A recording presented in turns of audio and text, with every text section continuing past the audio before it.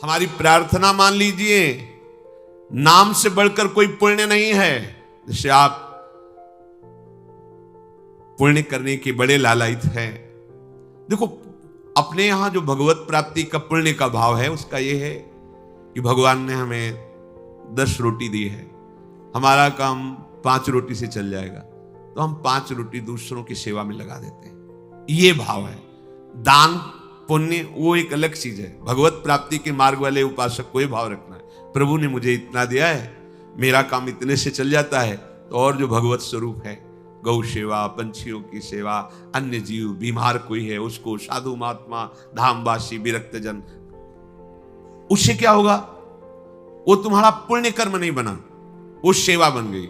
और सेवा सीधे भगवान से, बीच में किसी का मिलना जुलना नहीं, सीधे भगवान। सेवा का फल भगवान की प्रसन्नता, और जिसके ऊपर भगवान प्रसन्न हो गए, अब क्या बकाया रह गया? जिनके प्रसन्न होने पर फिर और किसी को राजी करने की जरूरत नहीं पड़ती। जहां पर कृपा राम की होई, ता पर कृपा करे। और जिसके ऊपर प्रभु की प्रसन्नता और कृपा है, तो जामवंत कहा सुनु रघुराया, जा पर नाथ करो तुम दाया, ताहि सदा शुभ कुशल निरंतर, सुर नर मुनि प्रसन्नता ऊपर, सोई विजयी विनयी गुण सागर, तासु सुजस त्रैलोक उजागर। भगवान प्रसन्न हो गए तो जितने ऋषि मुनि महात्मा, सबका आशीर्वाद आपके ऊपर हो, कौन परास्त कर सकता है? तो हमारी बात को ध्यान से सुनो। तुम जिस परिस्थिति में हो, भगवान ने तुम्हें जहां रखा है, जैसी परिस्थिति में रखा है, तुम्हें निराश हताश होने की जरूरत नहीं है। वहीं तुमको सब फल मिल जाएगा। बस तुम ठीक से नाम जप करना शुरू कर दो। नाम जप अर्थात निरंतर भगवत संयोग, निरंतर भगवत। जय नाम तेई कृष्ण। कृष्ण नाम और कृष्ण स्वरूप अभेद है। जय नाम, अगर हम बोल रहे राधा राधा, तो मेरी लाडली जो राधा नाम रूप से मेरी जिह्वा में विराजमान है, अपार कृपा कर रही है। ये राधा नाम ऐसे सुनने को नहीं मिलता, ना जिह्वा में आता है। जब महारानी जी के रजोपसेवी रसिक जनों की कृपा, धाम की कृपा, तब जाके राधा नाम। ये तो राधा नाम वेद पुराणों से भी अलक्ष्य है। ये अन्यत्र आपको कहीं नहीं सुनने को मिले। यहीं से बाहर हटिए, मथुरा जाइए तो जय श्री कृष्ण मिलेगा, जय श्री कृष्ण। क्योंकि ये भूमि जिसमें आप विराजमान हैं, ये महाप्रेमामृत का सार, परा विद्या स्वरूप राधा नाम। वृंदावन के वृक्ष को मरम न जाने कोई, यहां डाल डाल और पात पात में राधा राधा। यहां तो वायु भी राधा राधा बोलती है, यहां के पशु पक्षी राधा यशो मुखर मत, एक एक पक्षी राधा राधा बोलता है। हमारी श्रवण इंद्रिय में दम नहीं, इसलिए हम समझ नहीं पा रहे। महाप्रेम समुद्र है श्रीधाम वृंदावन। मन नहीं लगता, कोई बात नहीं। भाव नहीं बनता, कोई बात नहीं। आप केवल जिह्वाग्रे, जिह्वा के अग्र भाग में उच्चारण कीजिए, राधा राधा राधा। जिह्वाग्रे नहीं, मन से अग्रे। मन लगे ना लगे, जीभ से बोलो, तुम्हारा काम हो जाएगा। नाम से जगन्यंता सर्वेश्वर भगवान खिंचते हुए हमारे पास आ जाएंगे। पतंगो यथा त्वाम अनुभ्राम्यमाण। प्रभु हैं पतंग, नाम है डोरी, खींचते जाओ, राधा राधा राधा, नजदीक आते चले जाएंगे।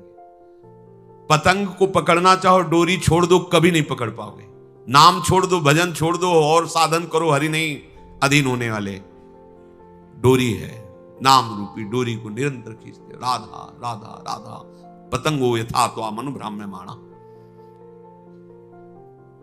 मृत्यु का भय तुम्हें इसीलिए सताता है कि तुमने मृत्यु की तैयारी नहीं की।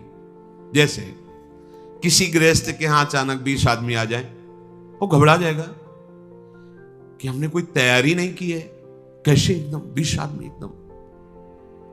और जब बारात आती है तो 500-1000 आदमी आते हैं, मुस्कुरा के स्वागत करता है। क्यों? पहले से तिथि तारीख निश्चित थी, तैयारी फिट थी। 500 की जगह अगर 100 और बढ़ जाते हैं तो कढ़ाई चढ़ी हुई, कोई परेशानी नहीं। हमें जहां जाना है वहां का हमें परिचय प्राप्त हो चुका है, हमारा निश्चय हो चुका है, तैयारी है पूरी, अभी जाना हो अभी चल दे, कोई परेशानी नहीं। लेकिन आपने तैयारी तो रहने की है, जाने की तो की नहीं। यहां पूरे विश्व में जितने भी हैं, कोई बिरले हैं जो जाने की तैयारी में लगे, नहीं सब रहने की तैयारी में लगे। नहीं, अब ये पेंट थोड़ा गंदा हो गया, नया पुतवा दीजिए, ये बनवा दीजिए, वो कर दीजिए, सब रहने की तैयारी में। आखिरी तक दांत खराब हो गए, नए लगा दीजिए, आंख खराब हो गई है, ऑपरेशन करके चश्मा लगवा दीजिए, कान खराब मशीन लगा दीजिए, मशीन, हाँ वो दिल ब्लॉक हो रहा है तो नली डाल के वो कर दीजिए। अब रहने की तैयारी। अब जब जाने की बात आती है तो होश उड़ जाते हैं। हमने जाने की तो तैयारी नहीं की थी। मृत्यु से भय क्यों लगता है?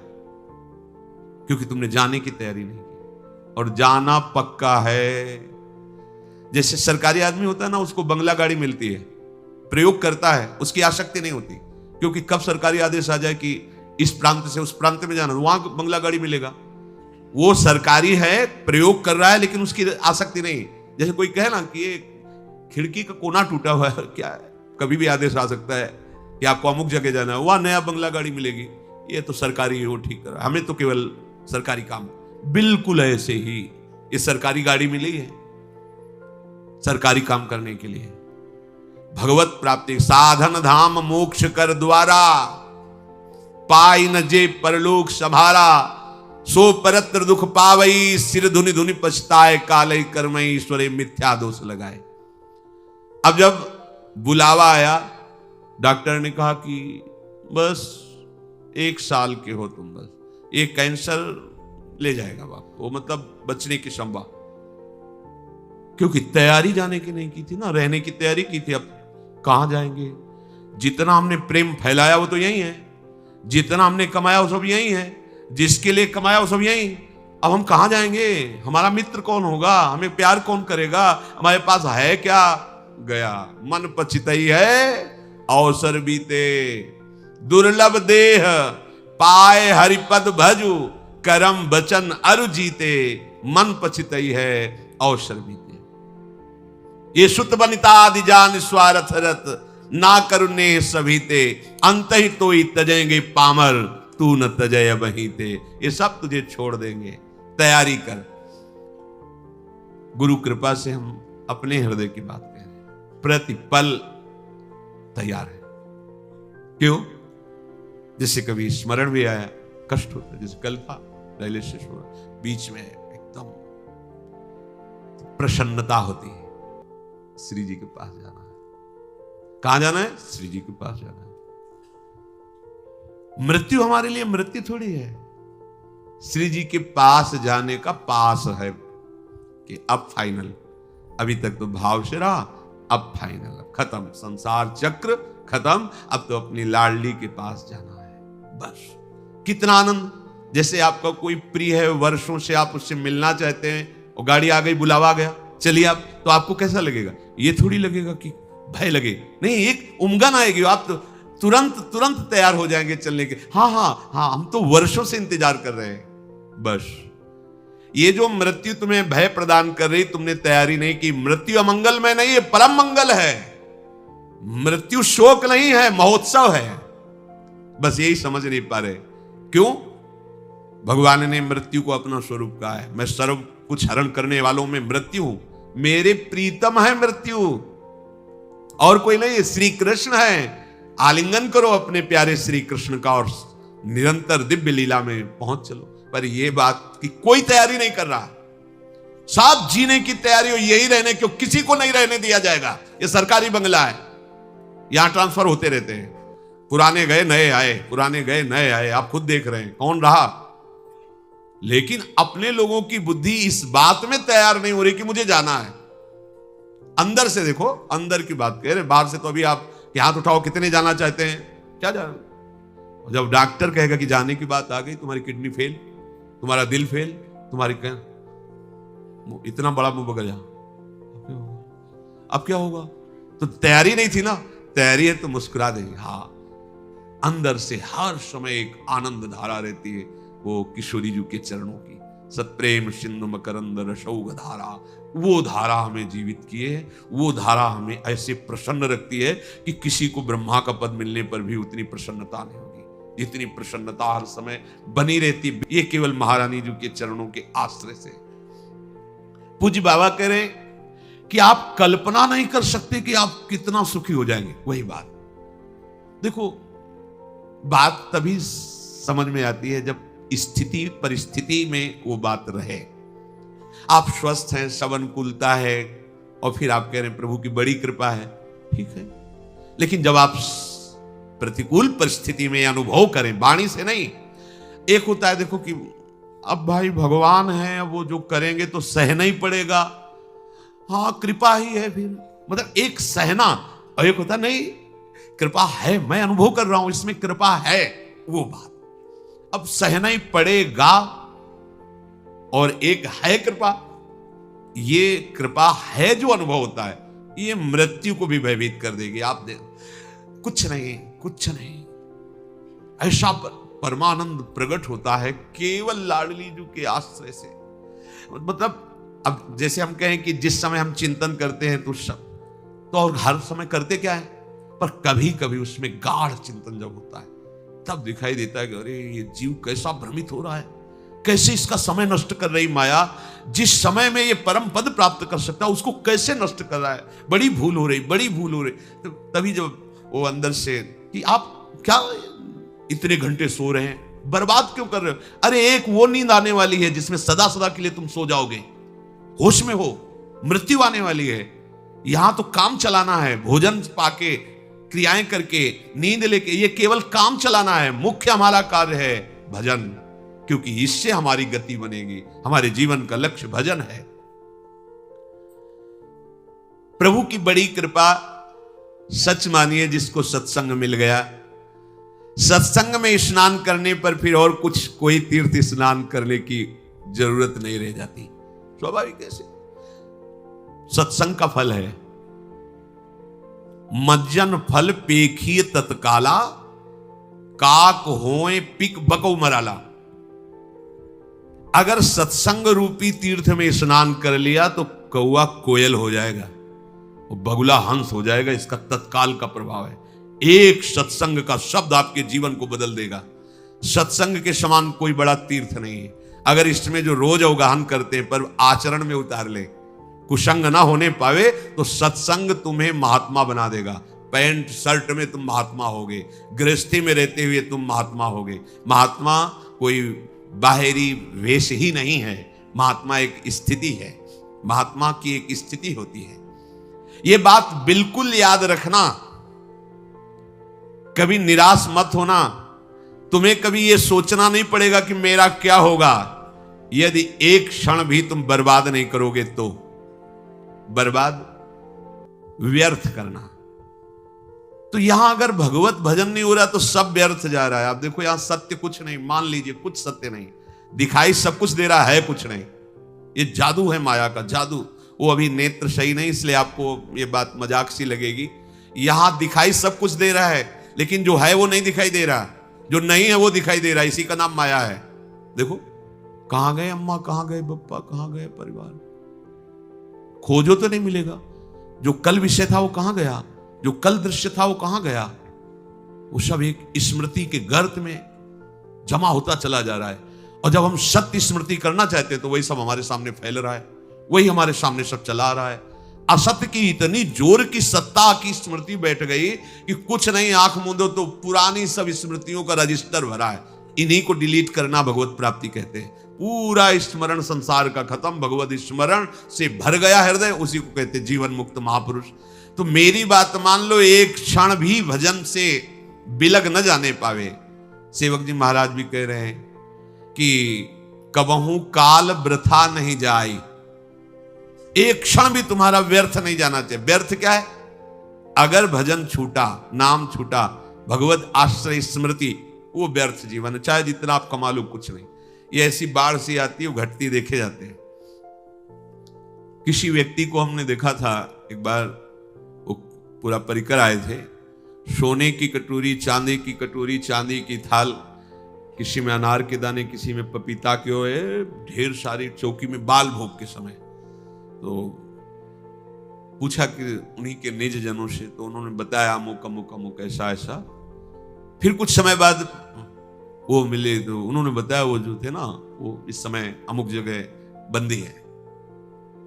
इतना वैभव, इतना सब, वो किसी बहुत फैक्ट्री के बड़े मालिक थे ऐसा, वो उन्होंने बैंक का कर्जा लिया था ऐसा। ये माया का ऐसे फ्लो चलता है। एक समय सोने की कटोरी और दूसरे समय अल्युमिनियम का कटोरा। बड़ी विचित्र खेल। कभी इस पर भी, ये सत्य नहीं है, ये नाटक है माया का। सत्य है हरिनाम, हरे नामयु, हरे नामयु, हरे नामयु। मान लीजिए, ये मत समझिए कि हम बाबा जी तो भगवान के पक्ष की बात केवल कह रहे हैं। सत्य विषय यही है, सत्य विषय यही। अगर आप भगवान का भजन नहीं करते तो जो भी कर रहे हो हाथ कुछ नहीं लगेगा, बटोर लो। संतों ने उसको ऐसा बताया है कि जैसे अंधा आदमी एक दुकान में गया और कहा कि हमें कुछ सेवा बताओ, तो बोले अब हम क्या तुमको सेवा बताएं, क्योंकि आंख तो है नहीं। अगर कहीं साबुन उठा के दो, माचिस उठा के दो, तो तुम्हें पता ही नहीं, दिखाई नहीं दे रहा। ऐसा करो, तुम मूंज की रस्सी बटो। तो बैठा दिया मूंज, और एक भैंस का पड़ा के लग गया, तो मूंज चबा ले, वो जैसे से सरकाता वो चबा जाता। जब शाम हुई वैसे किया तो हाथ वाली मूंज थी और कुछ था ही नहीं। इसमें हाथ वाली भी मूंज नहीं रहेगी, क्योंकि हाथ ही नहीं रहेंगे, हाथ भी तुम्हारे साथ नहीं जाएंगे, यहीं छूट जाएंगे। ये पूरे संसार की जितनी क्रियाएं, जितनी वस्तुएं, अगर भजन नहीं हो रहा तो सब व्यर्थ है, सब व्यर्थ। कैसे? जैसे पूर्व में भी हम कुछ रहे होंगे, इस जन्म में हमारे पास क्या है वो पूर्व का, ना वो संबंध है, ना संपत्ति है, ना पढ़ाई है, ना वो बल है, ना वो बुद्धि है। फिर नया नया नया, कब तक चलता रहेगा ये प्रपंच? इसलिए प्रभु ने इस बार तुम पर अहेतुकी कृपा करके ये संयोग प्रदान किया है। ध्रुवदास जी कह रहे, बार बार तो बनत नहीं या संयोग अनूप, मानुस्तन वृंदा विपिन रसिकन संग और विवि रूप श्यामा श्याम की उपासना।